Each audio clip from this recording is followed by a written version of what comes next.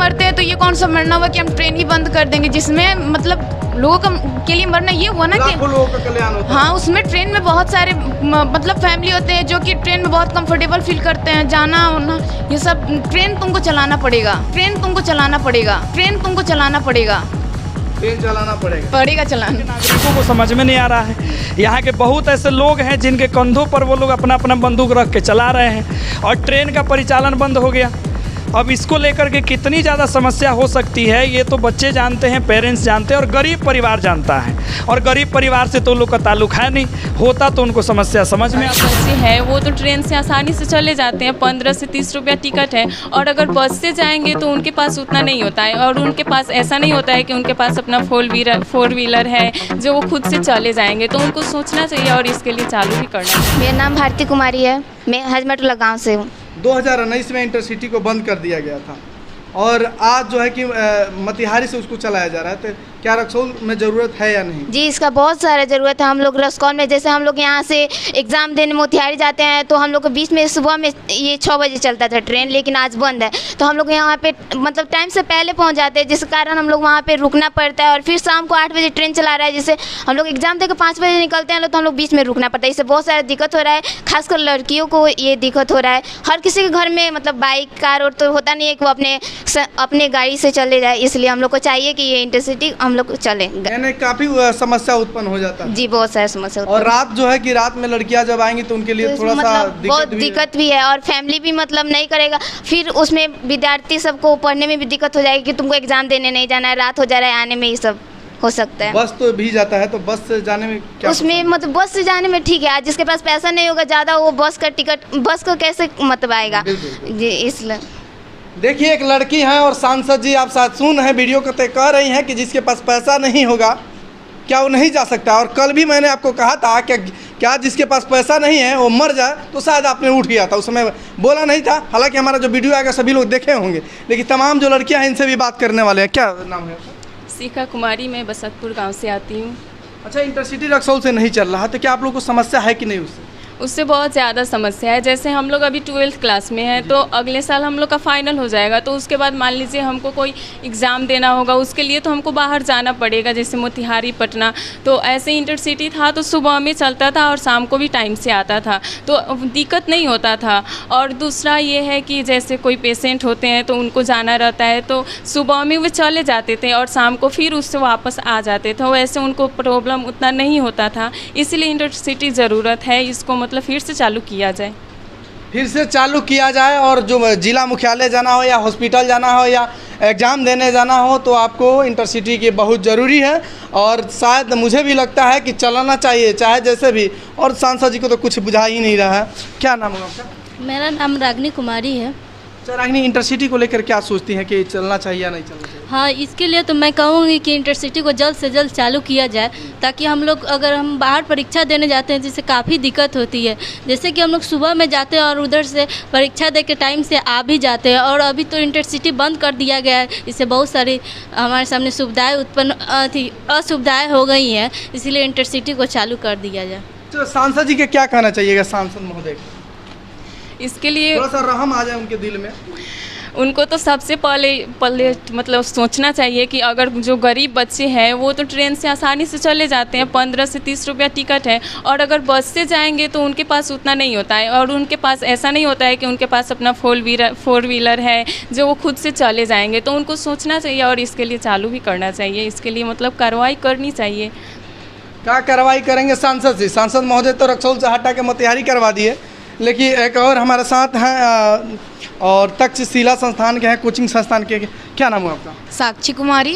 साक्षी, क्या लगता है जो रक्सौल से चलता था इंटरसिटी, अभी फ़िलहाल उसको बंद है और बंद मोतिहारी से चलता है, तो क्या लगता है कि रक्सौल से चलना चाहिए या नहीं चलना चाहिए, और क्या क्या समस्याएं उत्पन्न होती है नहीं चलना? जी बिल्कुल चलना चाहिए। जैसे हमारी दीदी भी जाती थी एग्ज़ाम देना, अब हम लोग को भी जाना पड़ेगा, तो वैसे हम लोग के साथ हम लोग के पेरेंट्स भी जाते हैं। और बस से होगा तो बस में बहुत सारे कम बच्चे तो आते नहीं, बहुत सारे बच्चे आते हैं, तो बस में बहुत सारी भीड़ होती हैं, हम लोग को भी प्रॉब्लम होती है। ट्रेन चलनी चाहिए, ट्रेन में मतलब पेरेंट्स भी साथ में जाते हैं, पूरा हम लोग अच्छे से जाते हैं, अच्छे से आते हैं, कंफर्टेबल रहता है ट्रेन, तो ट्रेन चलाना चाहिए इन लोगों को। नहीं, सांसद जी कहते हैं कि रक्सौल तो हमारा है, हम रक्सौल के लोगों के लिए मरते हैं, तो क्या इन बच्चों का दर्द नहीं दिखता है? तो लोगों के लिए मरते हैं तो ये कौन सा मरना हुआ कि हम ट्रेन ही बंद कर देंगे, जिसमें मतलब लोगों के लिए मरना ये हुआ ना कि लाखों लोगों का कल्याण होता है। हाँ, उसमें ट्रेन में बहुत सारे मतलब फैमिली होते हैं जो कि ट्रेन में बहुत कंफर्टेबल फील करते हैं, जाना होना ये सब। ट्रेन तुमको चलाना पड़ेगा, ट्रेन चलाना पड़ेगा चलाना।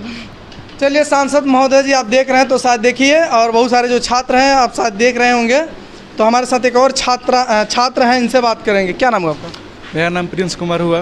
क्या प्रिंस जी बताइए कि जो इंटरसिटी हमारे यहाँ से ट्रेन चलता था वो नहीं चल रहा अभी फिलहाल, और उससे बहुत कठिनाइयाँ हो रही है, बहुत दिक्कत हो रहा है, चाहे वो गरीब लोग हों, चाहे कोई मान लीजिए किसी को हॉस्पिटल जाना है, किसी को जिला मुख्यालय जाना है, कोर्ट जाना है, किसी को कॉलेज जाना है, तो उसको बहुत दिक्कत हो रहा है। तो इसको कैसे आप देखते हैं? हम लोग को बहुत दिक्कत हो रहा है इंटरसिटी बंद होने से। इसके लिए मैं कहता हूँ इंटरसिटी चालू करने के लिए सुबह 6 बजे से चालू करने के लिए, और हम लोग को बहुत कठिनाई होता है। इसके जिम्मेवार है सांसद महोदय और विधायक जी।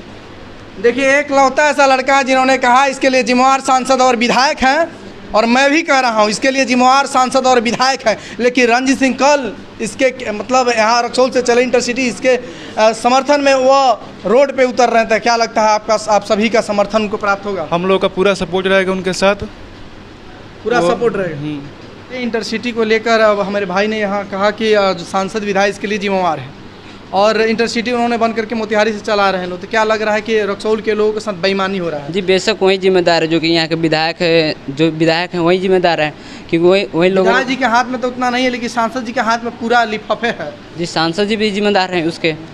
और इंटरसिटी एक्सप्रेस जो कि चलती थी यहाँ से टाइमली पहुँचा भी देती थी, और टाइमली वहाँ पे हम लोग को ला भी देती थी। और क्या बोलते हैं सर, जो ट्रेन था, ट्रेन का फेयर बस के कंपेरिजन बहुत ही कम था, बहुत ही कम अभी भी है, और उससे कंफर्टेबल भी रहता था कि आना जाना। बिल्कुल, लेकिन तक्षशिला का जो संचालक है उनसे बात करेंगे, क्योंकि उनसे इसलिए हम बात कर रहे हैं कि शायद सभी जो बच्चे हैं शायद मुझे खोल कर नहीं बोल रहे हैं, लेकिन शायद उनसे बोले होंगे, तो उन्हीं से जानते हैं कि बच्चे जो यहाँ से निकलते हैं सब टॉप पे टॉप करते हैं, लेकिन उन लोगों को एग्ज़ाम देने के लिए मोतिहारी जाना पड़ता है। तो क्या नहीं कहते कि इंटरसिटी बंद हो गया, बहुत सारी हमें जो दिक्कत हो रही है? देखिए, सबसे बड़ी बात है कि हम लोग जिस क्षेत्र में रहते हैं ये ग्रामीण क्षेत्र है, और ग्रामीण क्षेत्र कहने का मतलब है कि ज़्यादातर बच्चे तो अमीर है नहीं, तो उनका लाइफ लाइन है ट्रेन।